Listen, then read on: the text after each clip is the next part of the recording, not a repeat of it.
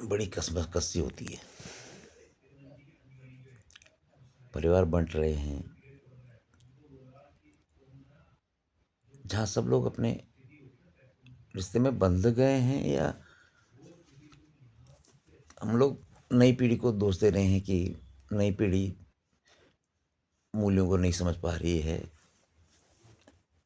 नई पीढ़ी रिश्तों को नहीं समझ पा रही है।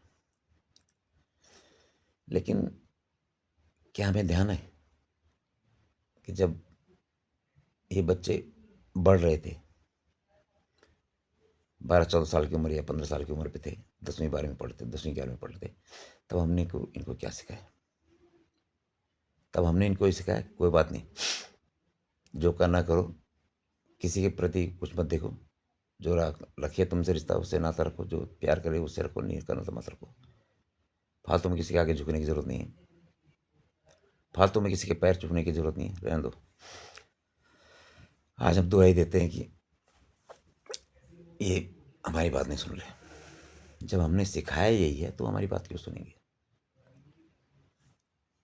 लड़का 30 साल, 31 साल, 32 साल, 34 साल, 35 साल, 37 साल, 38 साल, ऐसे हो गए लड़के।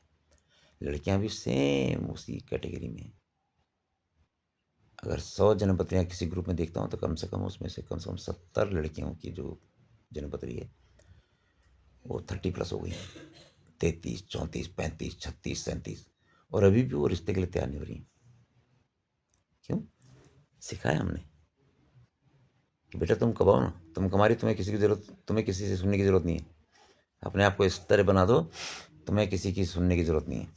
कल ससुराल में जाओगी, तुम काम नहीं कर पाओगी तो तुम्हें सुनने की जरूरत नहीं है ना? तो ये किसने सिखाया? हमने सिखाया। अब ससुराल तो तब होगा जब शादी होगी। हमने उनको बोला गर्व से जीना सीखो, किसी के आगे हाथ मत फैलाओ, किसी के आगे डरो मत। तो वो पति को पति नहीं मान रही। तू भी कमा रहा तो मैं भी तो कमा रही हूँ। तो 1 लाख कमा रहा तो 60,000 मैं भी कमा रही हूँ, 50,000 मैं भी कमा रही हूँ।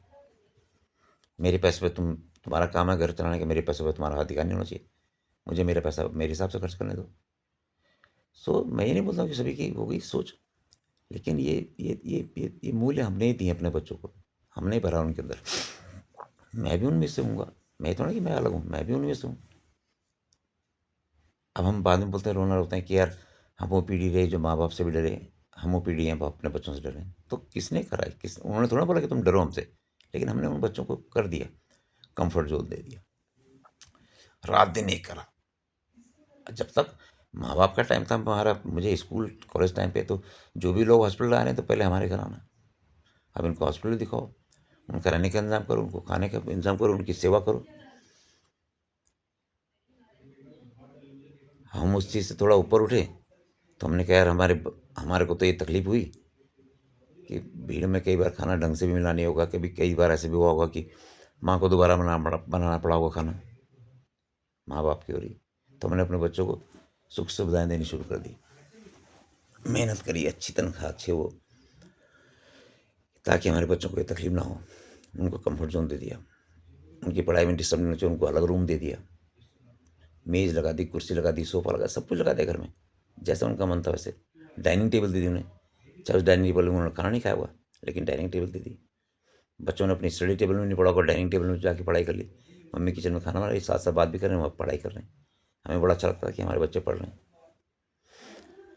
जब हमने हमने एक कुर्सी और एक मेज हमारे पापा ने हमारे लिए जुटाई होगी तो हमारे को उसी में खुशी हुई। 9th में गए तो पापा ने कुर्सी मेज दे दी, हमारे को बहुत खुशी हुई, हम उसी में पढ़ते थे।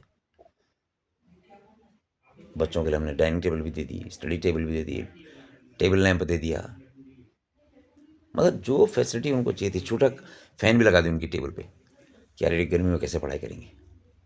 तो उनको तकलीफ का पता थोड़ा नहीं, आदत डाल दी हमने कि तकलीफ लेनी नहीं, कंफर्ट जोन में रहना है। आ जाओ अपने कंफर्ट जोन में, उस कंफर्ट जोन से अब आप कैसे निकालें उनको बाहर? नहीं निकाल सकते ना। घर का मुखिया कल हमारी बहू आती है, उसको वहीं से सीख मिली हुई है पहले से, किसी से दबना नहीं है, साफ बोलो, सामने बोलो, पीठ पीछे मत।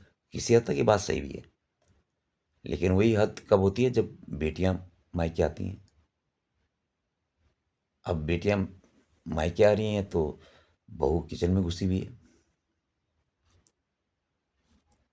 बहू नहीं जाने दे रही अपनी सास को किचन में कि नहीं मैं करूँगी। उसे लगता है क्या पता अब मेरे पति कमा रहा है तो भाई मेरे पति का घी राशन पानी जल्दी से खत्म हो जाएगा। नहीं कुछ मेरी सास को, और सास बेचारी सोच रही है मैं क्या करूँ, मैं कैसे अपनी बेटियों के लिए खाना बनाऊँ, अपनी ननद के लिए कैसे बनाऊँ। ननद बेचारी तरस रही है, कभी मेरी भाभी मुझे कुछ खिला दे बना के। बेटियां तरस रही, कभी मम्मी के हाथ का खाना मिलेगा, लेकिन नहीं। उस बहू को अभी तक पता ही नहीं लग रहा है कि क्या होना चाहिए, है ना? नहीं, लेकिन क्या करें, ये सब चल रहा है। चलो आज के लिए इतना ही काफ़ी।